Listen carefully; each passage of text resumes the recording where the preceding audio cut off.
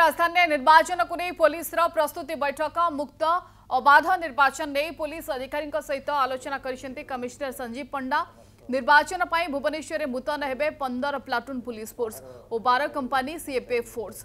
राजधानी 5टी निर्वाचन मंडली में मोट 488 स्थान में 1132 पोलिंग बूथ रही। जयदेव 169 स्थान में 236 मतदान केन्द्र, भुवनेश्वर मध्य 50 स्थान में 200 पोलिंग बूथ, भुवनेश्वर उत्तर 84 स्थान में 254 बूथ, एकाम्र 74 स्थान में 237 बूथ और जटणी में 111 स्थान में 205 पोलिंग बूथ रही। भुवनेश्वर मध्य निर्वाचन मंडल समस्त बूथ सखी बूथ जो केवल महिला कर्मचारी नियोजित हेबे। तेज राजधानी में 152 संवेदनशील बूथ रही। समस्त बूथ रे सीएपीएफ फोर्स मुतयन हेबे। 4टी अधिक बूथ थिबा स्थान रे भी सीएपीएफ फोर्स मुतयन रहिबे एवं सबु निर्वाचन मंडली रे जणे अतिरिक्त डीसीपी इंचार्ज भाबे दायित्व रे रहिबे। निर्वाचन को सुरुखुरु करने पे आमर 15टा जो फ्लाइंग स्क्वाड ऑलरेडी काम करुच्ची राउंड द क्लॉक और 30टा एसएसटी जोटा स्टैटिक सर्वेलेंस टीम से काम करुच्ची।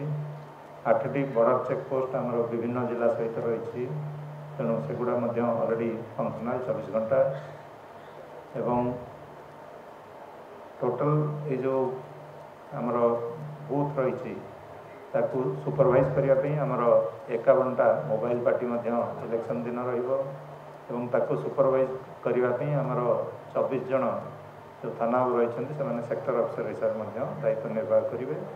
ताऊपर आमर एसीपी और एडिशनल डीसीपी सुपरवाइज करेंगे। आमर जो पुलिस यूनिफाइड कंट्रोल रूम से आमर डीपीओ भुवनेश्वर में काम कर जड़े एडिशनल डीसीपी तार चार्ज रही एवं आमर 2टा नुआ सॉफ्टवेयर आम यूज करूँ भलरे मैनेज करने। गोटे हूँ police patrolling and booth monitoring system. या द्वारा आमर कौ बूथ रे कौन हो पेट्रोलिंग ठीक रे चलती न चलती ताऊपर आम नजर रखिपर। यही जो एप्लिकेशन आमर ओसाक द्वारा तैयारी होती मोटामोटी भाव में आमर टोटाल डीसीपी भुवनेश्वर नेतृत्व में आउ 5 जन एडिशनल डीसीपी 13 जन एसीपी रैंक ऑफिसर 35 जन इंस्पेक्टर ऑफिसर्स 293 और कांस्टेबल 1120 होमगार्ड 518 एवं आमर सीएपीएफ 12 कंपानी नियुक्त होती। ता व्यतीत आमर निज स्टेट आर्म पुलिस जो तार 15 प्लाटून नियोजित हेबे। एतद व्यतीत आमर Bhubaneswar commissionerate QRT team additionally रही।